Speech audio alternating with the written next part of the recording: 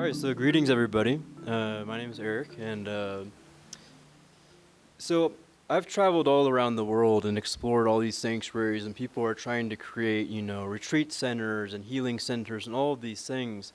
And through that, I've gathered a lot of data on what are the key foundations for what actually creates a sanctuary. Like, what does a life supportive system actually look like?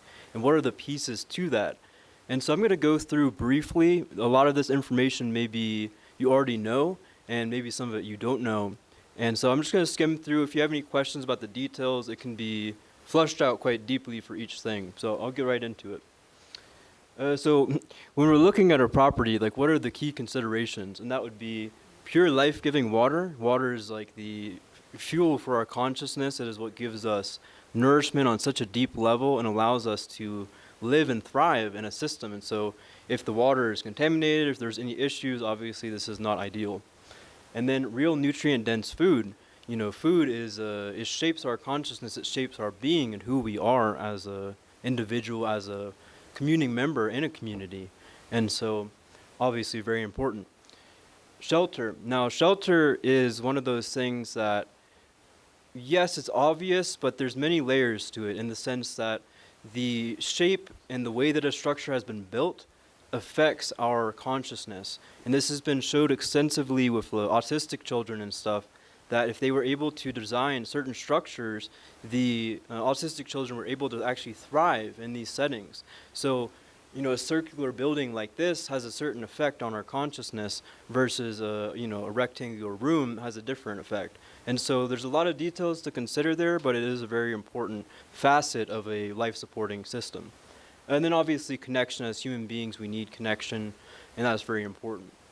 And so these are things that would be nice. And when I look at our government and the priorities and things like that, food, water, shelter is like the essential, right? Essential, and then you have connection.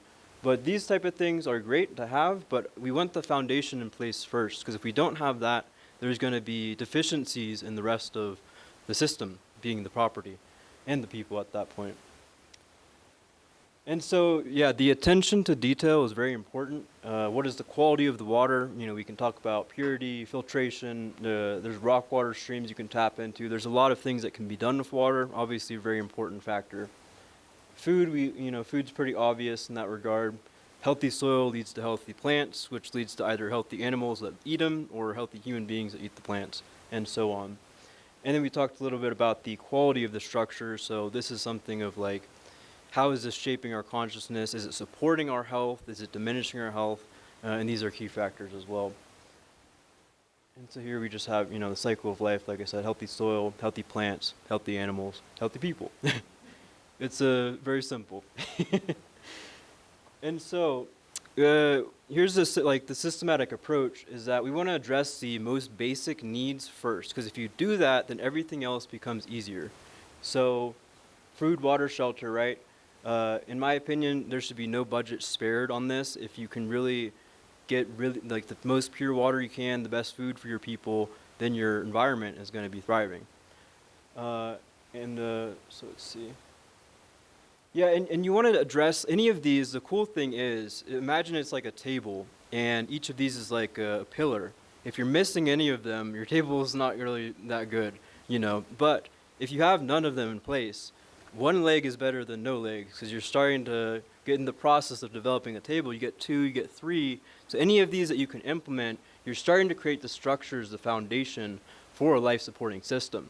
And so wherever you're at, find the most relevant system that you can address within your financial, means that is going to make the biggest difference. And addressing any of these is going to make a big difference in your property, in your life, or your family, or your community. And then once all the basic systems are up to par, then we bring in like the fun stuff and the extra stuff. Let's see. And so here's where things get a little bit interesting. Now we have the hidden element. And so what is this? Well, so there's lots of things that we see, and these are the obvious things that I've covered. But there's a whole unseen world, and I put, is it really unseen? The reason I put that is because if you observe nature and you know what to look for, you can actually see these patterns manifesting. And so there's been a lot of research on electromagnetic pollution. This has been very well documented that it's highly disruptive to plants, to animals, insects, and human beings. And it affects our cellular communication to the degree that uh, we're not communicating effectively. And if you think of each of us as a cell, if we're out of harmony based on how the environment is affecting us, and we're made of water, so these frequencies are entraining to our entire system. And so we definitely want to have that dialed in, because if we're going to thrive in a community setting, we need to have the cells working cohesively. And then a very important consideration with the electrical fields is they're very dehydrating. I did quite a bit of research in Virginia, and the plants were getting sick. Now they were getting plenty of water, they had a good, biome, they had all the things. So what's going on? They seem like they have everything. Well, vibrationally, we were near a power plant, and I found that their root systems were weak, and we were able to track it down that they were getting, the roots are getting literally like cooked or microwaved or, heated up, and it's dehydrating, so they can't actually saturate the water. And it's the same for us with the electrical fields. It affects our ability to hydrate, not just physically, but mentally, emotionally, and so on. Let's see. So these are some examples of environmental stress. You have cell towers, Wi-Fi, Bluetooth, any kind of electrical system, smart meters. There's geopathic stress lines. These are relatively new. You may hear about people getting cancer from lines crossing their bed and stuff like this. And these are basically lines on the earth that can be measured and detected, and they're carrying detrimental energy quality, and they can be harmful to the people. So if someone's sleeping on this, they're not going to be recovering as quickly. They can have organ systems. We've even found that, depending on where the line is, if it's going through their midsection, then they might have issues in their stomach or liver, or even if it's going through their knee while they're sleeping. And so when you go and address it, like their knee pain all of a sudden goes away. It's because you've been sleeping on something that's directly affecting your body, even though it's unseen. Okay. So this is an example of kind of what that looks like mapped out on a property. There's a house and the structures. The red and yellow lines are different types of lines that can be measured. And then here's an example. This is from some of the research I was doing in Virginia, and it may be a little hard to see, but roughly at the upper part of the tree, there's a gap. And I found the gap all the way along, and when you're observing it from a plane, you can see very clearly that it's almost like a line is going through the trees. And I was like, interesting. And so upon correcting this, I measured and found the vibrational disturbance. And if as a human being, if this was going through you, this would also be affecting you. And so upon correcting it, the plant didn't actually grow new buds in the region, but I saw that the plant actually put the branches moved into the zone that was previously harming it. And so you'll see this in trees. I tried to get a good picture of this, but if you actually look in the forest and you see trees that seem like it's veering off this way and it's veering off this way and so on, you can actually begin to see the pattern of that. There's a line moving through, and the trees are doing their best to like, oh, I don't want to be in that, so it's like moving away from it as best it can. It's rooted, but so it's very interesting. Here, I wanted to give you guys an example of a beneficial energy that can be found in nature. And so this moss here, I was wandering around the desert, and there's a lot of moss around, but this moss was like particularly lime and green. I was like, all right, what's going on here? And so I did some measuring, and sure enough, there was like an underground, rock stream crossing. There's underground streams, and where they're crossing is actually creating a vortex. And so on the surface, you can then measure beneficial energy quality. And so I talked a little bit about the trees in Virginia. Okay, this is interesting. So I had these shrubs that I planted maybe 2 or 3 years ago, and they didn't get very high, maybe like this high. And they were quite stagnant. And one day I went in and started to correct these lines somewhat haphazardly. And the next thing I knew, within a week, that plant had grown a foot off of like where it was at. So I was like, okay, no growth at all. And then something's been changed. Well, now it's growing. So you took the stress off of the plant. Now it's able to thrive. So when we talk about creating systems where people or any living system can thrive, that's where we start to like look at the details. And the unseen element is very important, as well as all the other key factors we discussed earlier. And then, yeah, there's also been found that there's an increased life force in the plants consume, like when you consume the plants that have been grown using these beneficial vibrations, which can be applied in many ways. And this is it's kind of a funny thing that's happened on Brian's property. Once we got it all harmonized in, he had never had any issues with elks or anything like that. They would roam, but this this one time they came, and what plant was it, Brian, that they ate? I think you were in that hay field. Yeah, so we had, plants growing, and they came and they ate them all, which they usually don't do. And they came because it felt good. The environment had been harmonized. So the birds, they come and they sit, and the animals, they come and they sit. And actually, if you watch like a hawk or something, and they go and they circle, that's usually because they found a naturally occurring beneficial energy, and that's like their way to rest, is they just go and glide in that for a minute, resaturate and go. And these lines also that we discussed, these unseen lines, this is well documented in ancient cultures. They would march on these lines with their soldiers. They used them for trade paths because it was energizing for them. Okay, very good. And then, we have the physical application of this, but also it's been shown that people in these harmonized environments, they have a greater sense of calm, a greater sense of peacefulness, because this stressor that would be otherwise on them is not on them, so they're able to just kind of like relax a bit. Okay, so we covered a lot of different things, and I wanted to kind of briefly go through most of them, because most of you guys are probably aware of like food, water, shelter, and that's something that you can get quite specified into, and we have a lot of ways to address that. And if we overlook or ignore any of these, it's like we talked about with the table. If you're missing one of the legs, your table's not that stable. So if you're going to create a sanctuary, retreat center, this type of thing, we really want all the foundations in place so that it doesn't collapse. And let's see. Okay, I wanted to be somewhat brief because Brian has some really important things to share as well. So most of this has been I learned through the Vesica Institute, biogeometry trainings, and French radiesthesia. These are all ways to measure and interact with these unseen fields if you have an interest to learn more about that. They've done a lot of really good science, so this isn't something that just came out. It's been around for a very long time. And yeah, so that's my piece, and now I'd love to hand it off to Brian Jones, who, oh, yes? Yeah, what about fence chargers? Because we have a lot of deer, and I use electrical fence chargers. You think they're deleterious to the Let me test. Yep. Yeah, fence chargers, they put out a bum, Yeah, burst. pulse, it's an electrical system. Yeah. Yeah, so it will definitely affect them to some degree, but it is correctable and balanceable. And it's not that complicated to do, though not really your layperson can do it. You kind of have to have a bit of training, but it is doable. What kind of animals is cows? We have deer that we try to keep out of our gardens.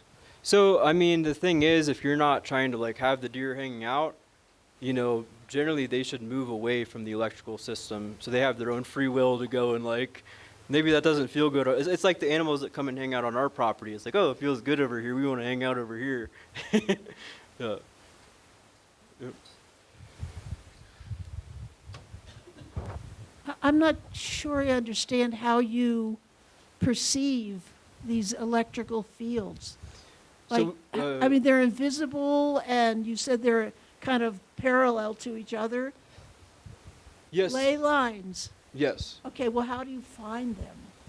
Well, so because I've been doing this for a while, I can actually just see by the way the land generally is, like Oh, the way the plants react and stuff like this. Like Yeah. that's how I found the moss. Like that to me is an indication that something is different here. And so the same way, when I'm in the forest and I see these like super gnarled trees that are all twisted up and they just look weird, yeah. I'm like, something's going on here. This is like an anomaly. So that's my first indication. But we have tools that we use to test actually, all kinds of Oh, tools. Sensors. No, actually, it's like dowsing. Oh, yeah. Yeah, you know dowsing? Yeah. Okay, there's many different ways, but yeah. But Oh. also, if you're sensitive, you can feel. I mean, one of my teachers, just take your cell phone and move it across your arm, and you'll feel a sensation. Like there's a lot of energy coming off of that. Yeah. So do you also study that with the Vesica Institute? So yes, yes, Thank you. yes, sir. Do you have a way, other than electrical, wiring to keep deer away? There has been any technology now that we can use, like I'm- wave generation or something like that would keep the Yeah, I mean, there's a lot of plants and stuff you can use. I've even heard of people doing like a line, like a string with like little cans or something, and they bump it and they get startled. As far as vibrationally, you know, if you're creating a life supportive system that supports all life, you can't be like, oh, well, it supports this life, but not that life. We don't want that life. So as far as in that realm, not so much. so it's electrical to keep the deer. Yeah, I mean, Windmills out, little plastic windmills. That's what someone told me. But the wind doesn't always blow. very good. Anyone else?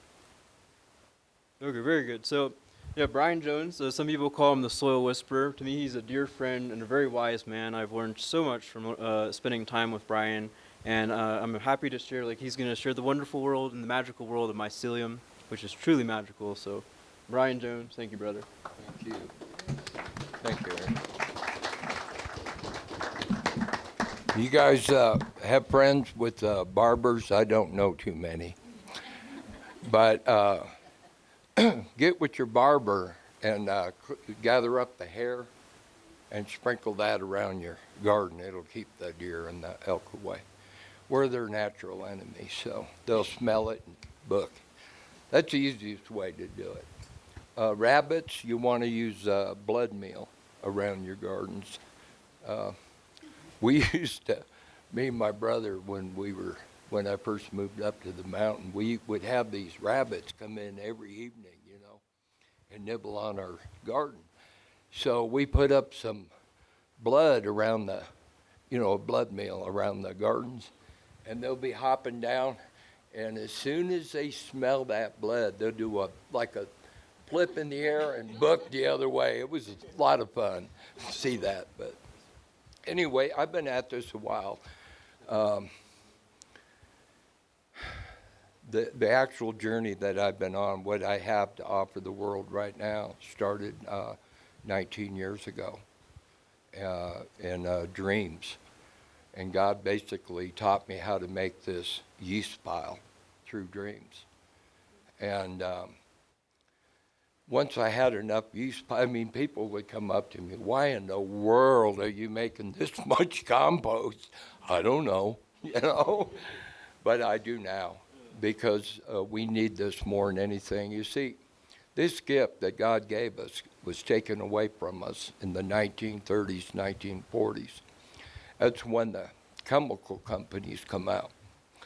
And the first thing chemicals do to your land, not only does it vaporize the humic and fulvic, it kills the mycelium. And this is God's gift to us. This is our medicine. This is what we're supposed to be eating, our food growing out of this. Now, when I was a little kid, looking, insight's always hindsight for me. But when I was 7 or 8 years old, Grandma, okay, let's go, we're going to plant the garden. First thing she did is everybody had to take their shoes off. It was a sign of disrespect to enter the garden with shoes. Now, I'll tell you, this all makes sense later. The other thing she did was she had me put the seeds in my mouth. And what a pain in the butt that is, wet seeds. After about 10 minutes or 20, you know how kids are. I said, Grandma, why are we doing this? Can't we just put the seed in like normal people, And she said, this is the way my mother did it. This is the way we're going to do it. End of discussion. But when I was your age, Brian, I asked my mother the same question. You know what she told me? I said, what, Grandma?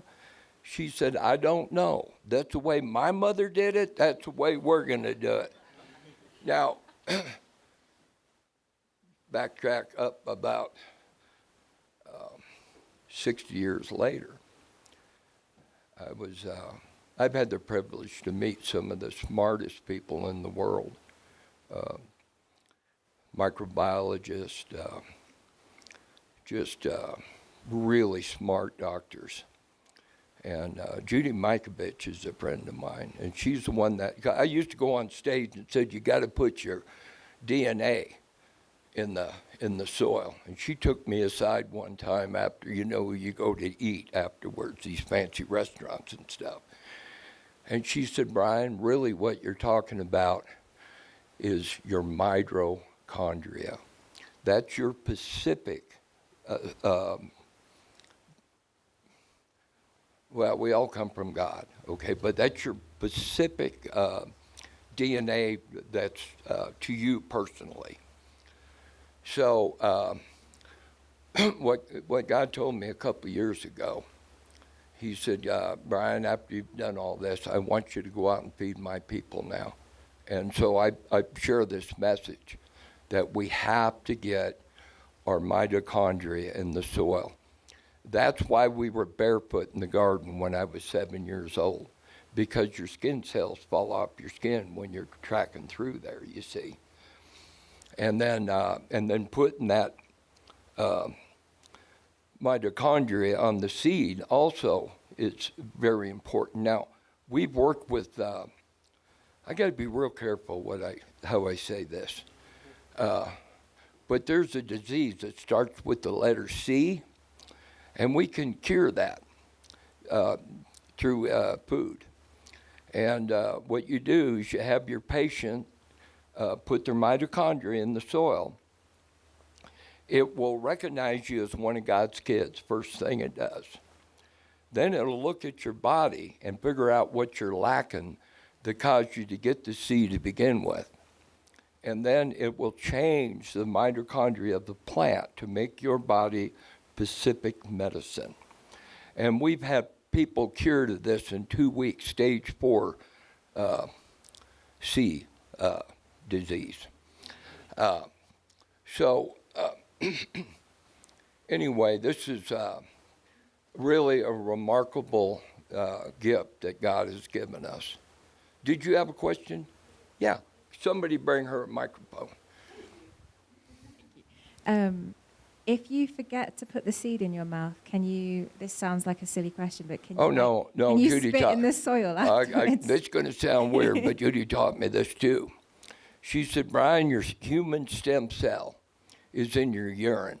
Oh, yeah. I've heard So if you have plants already growing, trees, fruiting trees, or just shade trees, if you want to be a part of that tree, pee in a bucket, mix it 10-to-1 with well water. You can go higher than that. You see, Judy didn't know that. She said, just pee on something and then put it in there. Well, that'll kill your plants half the time, depending on what time of the day you peed in there, because your pH goes up and down. So I suggest you mix it at least 10-to-1 with water. Now, if you want those stem cells to grow, you'll have maybe 100,000 in a normal urination. But if you leave it in that water for 28 days, they'll go to the billions all on their own, just taking the nutrients from the water, the energy from that water. You cannot use city water, okay? You got to use rainwater. You can use distilled water or stream water. Natural waters is what you want to use, non-contaminated, clean water. And then just pour that around the drip line of your plant. Same thing will occur, when this just popped in my head. When I was in maybe 5th or 6th grade, our teacher was showing us films of farmers around the world. And she said, "Well, I want you to notice none of these farmers have got shoes on. You never want to become, these poor people can't even afford shoes." But she was missing the point. These farmers never wore shoes. It was in the 50s and the 60s where they put rubber boots on, and their tractors had rubber tires. I mean, there was very little human contact with the food we produce around the world today, let alone just this country. And then in the 60s, they started putting poisons on the seeds, because that way the people couldn't put the seeds. You see why they did this? It's evil. So, now listen, if you've used the glyphosate and all this, and the Miracle Grows and all this kind of stuff, it's not your fault. We've been sold a bill of goods, you know. And, you know, for $20, you can absolutely destroy your soil for the next 200 years, you know. Or you can add 3 inches of this soil God had me create, and it will totally turn it around. We absolutely triple the crops. Now, listen, I would not lie about any of this. I can prove it. You know what I mean? All you got to do. Listen, the first thing, this is what I tell people. How you know it's working? That first radish, that first carrot, that first tomato, you know, whatever you eat, you are going to get, you're not going to believe that food should taste like this because you're growing it specifically for your body. Now, when I was growing up, you know, you go to the grocery store and all the food tastes pretty good back in the day, you know. But that farmer had his feet in the fields. You see, farmers were benefiting us just by the normal practices of how people farmed back then. So, anyway, I just want to bring awareness to everybody that God loves us. He absolutely loves us. And He wants us to eat healthy. You know why? Because we can worship better that way with Him and the people around us. You see? They got specialists and doctors and all of this and kind of stuff. We never had that stuff growing up, you know. And people never got really sick, the more I think about it. Now, listen, there's some great healers here in this crowd. I see you. I feel you. What I would suggest is you grow your herbs with the mycelium. Now, this is really special stuff. I had a lab in California. Most labs don't even test for this because you have to put it under a micron's microscope, and individually count them, okay? Because there's not a machine. Well, I guess there's one in Germany that they've developed now, but they're $300,000. And my lab in Phoenix said, Brian, there's no way I'm going to spend that kind of money to test mycelium counts, but you should. Anyway, to make a long story short, the mycelium in our soil is 100,000 times more available than you would typically find in nature or your typical organic garden. Now, that's not me, that's God. You know, this is how bad our soil has become, that we have to supercharge it now with this mycelium to overcome all the glyphosates and all the poisons and the crap they're spraying on us from the air, all of this. Anyway, it's just such a, you know, I thank God every day that He's entrusted me in such a fantastic project. What a privilege if you think about it, really, you know. But anyway, so listen, you guys as a group here, we can change everything right here. You know, we get the mycelium going, we get our DNA in the soil, and we just do it right. And listen, there's an organic solution to any problem you might be having, even with your deer, you see. There's always one out there. And here's another thing. Chemical companies are doing what? They're trying to replicate what God has already given us through chemical solutions, you see. They're trying to copy the organic farmer in a way.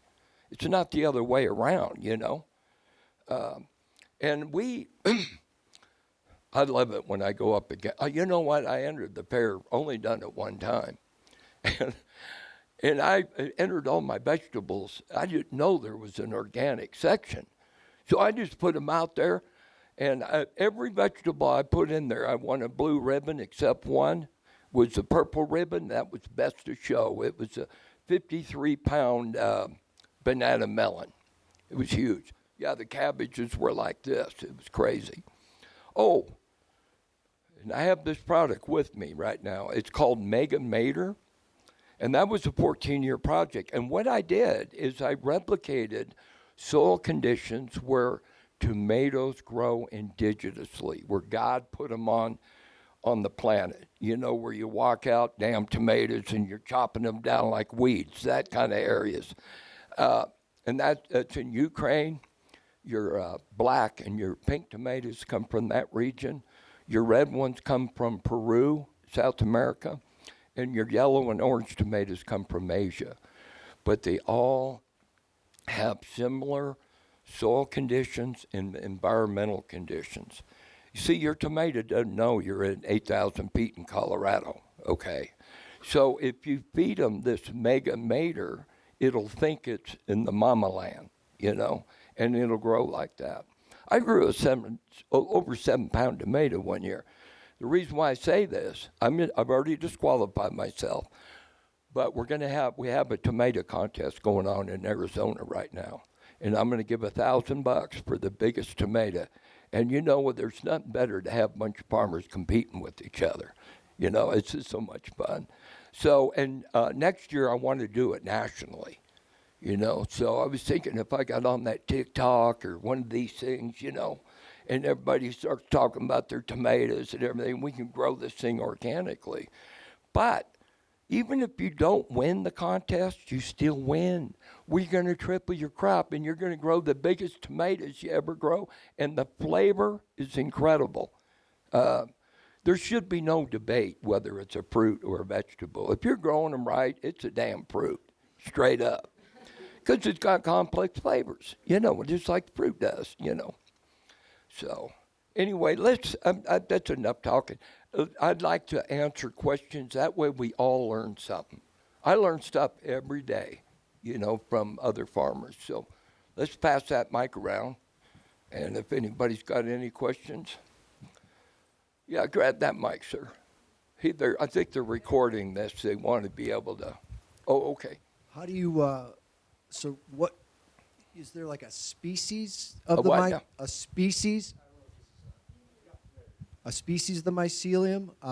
Explain a little bit more of the mycelium and then Okay, how you inoculate. That's a great question because most mycelium comes from animal waste or green stuff that breaks down. You ever like piled up a pile of grass or hay and you see that white stuff that kind of growing? That's mycelium.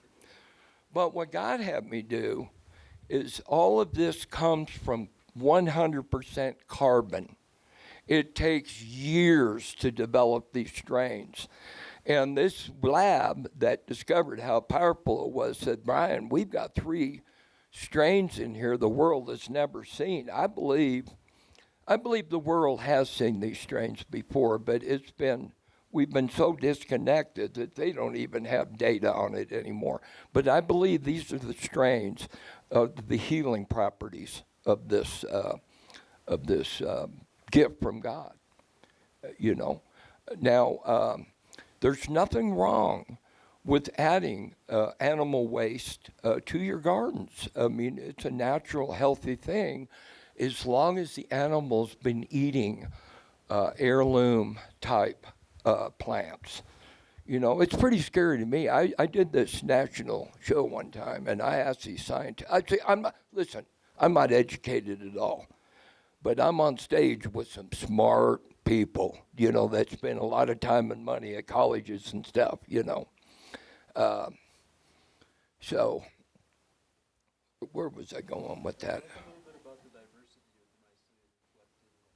Oh, yeah. You know, that's funny because when you were talking about seeing anomalies in nature, that's what I've done for the last 20 years, too, is if I see like a meadow of grass, and then right in the middle, there's this big, green, luscious orchard grass or whatever growing out of the center, I'll go out there and grab me some of that roots, and that'll go into my brew tank. You see, these are really good ways of doing it on the cheap too, you know.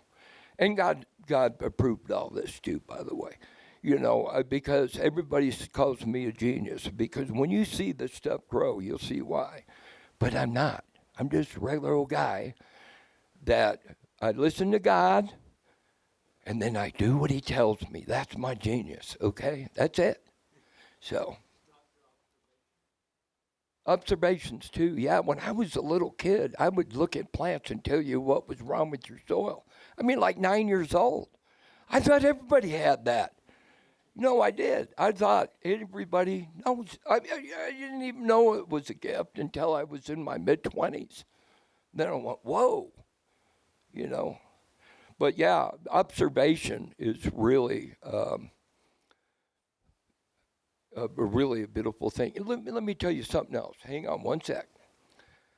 Listen, if you're growing food for your neighbors or your community, you have special favor with God.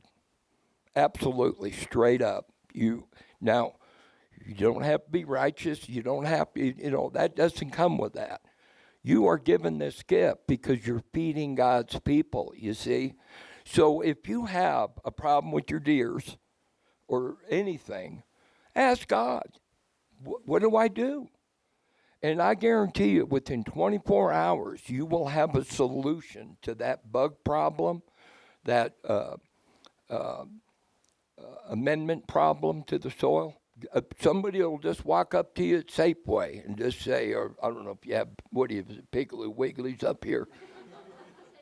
Safeways, okay. You'll just be doing mind your own business. Someone will walk up and say, hey, you know, I got rid of my deer by putting some hair out there. You know, just out of the blue. So, listen, pray, but more importantly, listen for the answer. You know, nobody listens for the answers. God's talking to us every day, you see. But we have to train ourselves to listen to the answers. And they could come in various forms. That's my experience with it. So, who else has a question? Wait, Well, hang on a minute. Hang on a minute. wait, can I ask my question that I was going to ask? Okay, sure. I'll come back to you. Well, yeah. Have you incorporated flowers with your growing your vegetables? What kind of flowers? Well, like dandelion root, you know, dandelions, the roots are You really know, good. I just, the first 7 years of making the East Pile was completely different than what I do today, and it was for a reason. And there was animal waste in there. But these animals came right from the forest. I was sleeping one night. It was 22 below zero. You see, everybody thinks I'm in the desert because I'm from Arizona. I'm not. I live between the Apache and the Navajo Res. I'm an Apache by ceremony. That's where I get my mulch from my people up there. And so I lost my train of thought again. I've had 3 hours of sleep. I drove all night to get here. What's that? Mixing your flowers with your vegetables, growing vegetables. Oh, yeah, I was going to tell him about the elk I found. Well, anyway, God knocked me off the couch. I'm laying on the floor going, what the heck? You know, I heat my house with wood, you know, fire. It was super cold that night, so I was on the couch sleeping right next to it to stay warm. Next thing I know, I'm on the floor, and this voice tells me to start driving. So I got my car started, and off I go. Turn left, turn right. I wind up looking at this meadow, and it was at a real steep angle, but there was no trees there. There was bushes. And I'm driving up this meadow, and all of a sudden I see elk shit 4 feet thick that was tapered all the way up. I brought 7 truckloads out of that field. And the reason why he had me go in the middle of the early morning like that, by 9 o'clock, that was so, the truck would have got stuck. I had to be out there when it was froze, you see. Looking back, like I say, insight's always hindsight for me, you know. I didn't, so that got added in. Some alpaca got added in the first 7 years. So there has been some animal waste in the making of the yeast pile. Now we take the yeast and we mix it with pure carbon. And that seems to be the secret to make plants triple the production. And, well, Eric can tell you, I remember the first time you ate something out of that soil, he freaked out. And this guy's like a soil or a food guru, you know what I mean? He knows. I see him when we're in the stores. He'll say, Brian, don't get that apple, get this one over here, you know. He knows. He just got that vibrations. So anyway, yeah, it's really cool to see people go from death to life and then just have a wonderful sharing of, see, when we're sick, it's just, I don't want to get into this, you know, too much of this, but listen, we are in a spiritual war right now. And we need to get healthy. And the only way I know how to do it is eat organic food, you know. So if you're already organic, great. It's going to take very little of our products to get your soil up to that vibrational sense. If you have got tricked from the Miracle-Gro and all this other stuff, we can still fix your soil, but it's going to require 3 inches of this good soil to overcome that. If you've been organic all along, and maybe a ½ inch or some of the concentrates we do.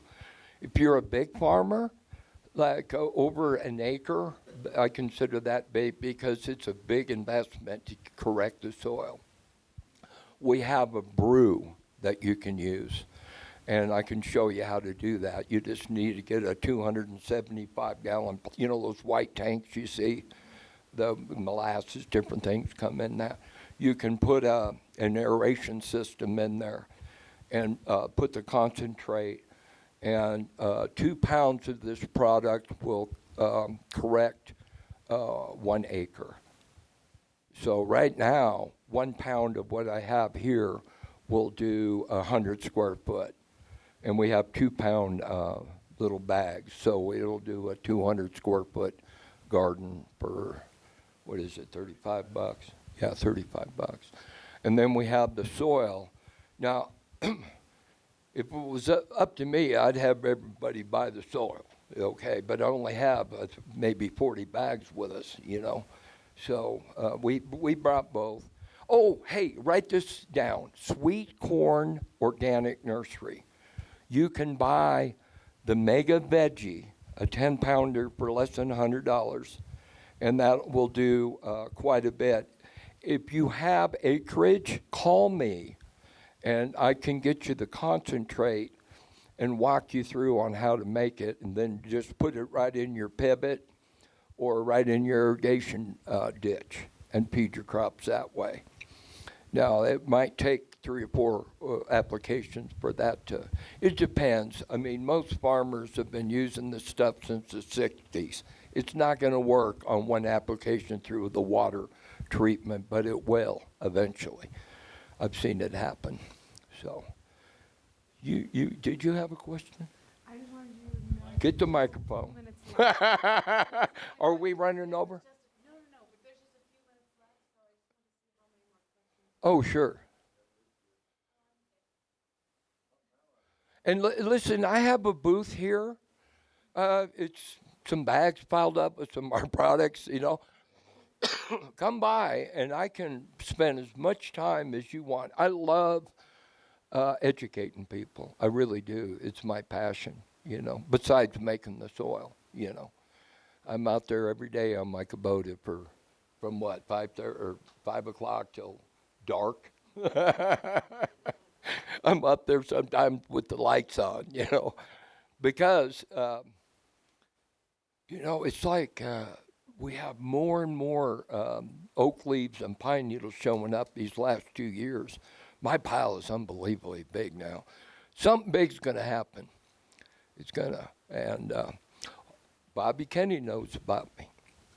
You know, as soon as he figures it out, it's a GMO and it's our soil that's killing us. I expect a phone call from him.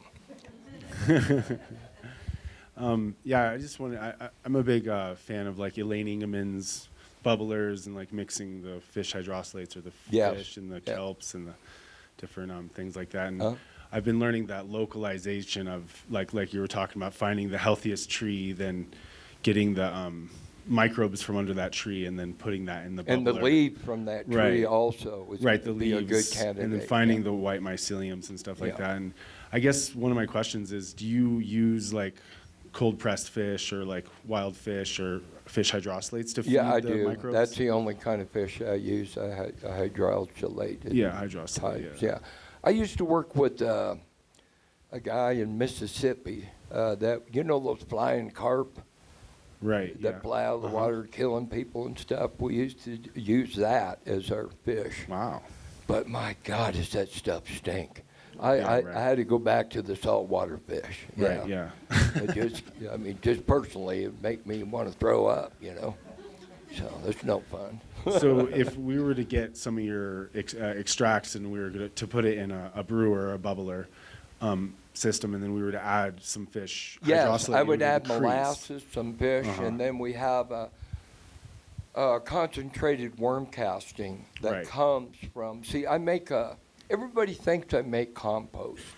I do, but really what I'm making is worm bedding. Right. I have billions of worms because in the gut of a worm, whatever it consumes microbially or Cells. fungally, one cell, either way, it will magnify it in the gut of the worm 100 to 100,000 times Right. Yeah. without any change.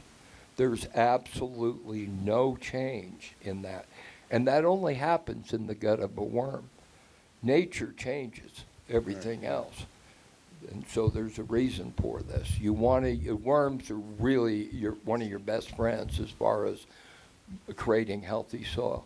By the way, any soil that you get from us, or even the amendments, will have worms, the cocoons in the amendments, and live worms in some cases in the soil itself, but the cocoons are there. I have a machine I invented. I call it the Worm-O-Matic, and we dump it in there, and it separates out the breeders.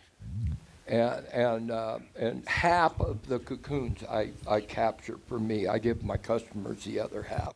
Each one contains 20 worms. You guys ever seen one? It's about the size of a grain of rice, but a little more oval. And each one of those have 20 worms in it. So, yeah, isn't that crazy? Yeah, you can go from 100,000 to 1 million worms in a very short time, in a matter of months, Oh, by the way, I have two species. I have the red wigglers that we have everywhere. And then I have a European nightcrawler that I like because where I'm at, a lot of people like to go trout fishing. And that worm, it really should be illegal because the trout cannot resist it. You know why? Because it smells like Sholo. And you go to Walmart, buy a worm, it smells like Atlanta, Georgia, or wherever that worm come from. So, you'll drown half of them without even getting a nibble. Right. You give the worm, or an organic type smell, the fish can't resist it. Yeah. Another little question I wanted to ask is, Yeah. how long do you use your bubbler when you add Oh, your that's microbes? a great question. Yeah. I run it for at least 12 hours, but 6 hours if you're in a big hurry will work. Once you cut, and you can run it for days with the bubbler, but as soon as you cut the oxygen off of it, you have to use it within 6 hours, or it'll become anaerobic. It'll actually, for a minute, be more harmful than good. It will eventually go back to a nitrogen state, even higher than when it first died on you. So, okay, any other questions? Otherwise, okay, yeah, otherwise you can see me outside and we will talk up a storm.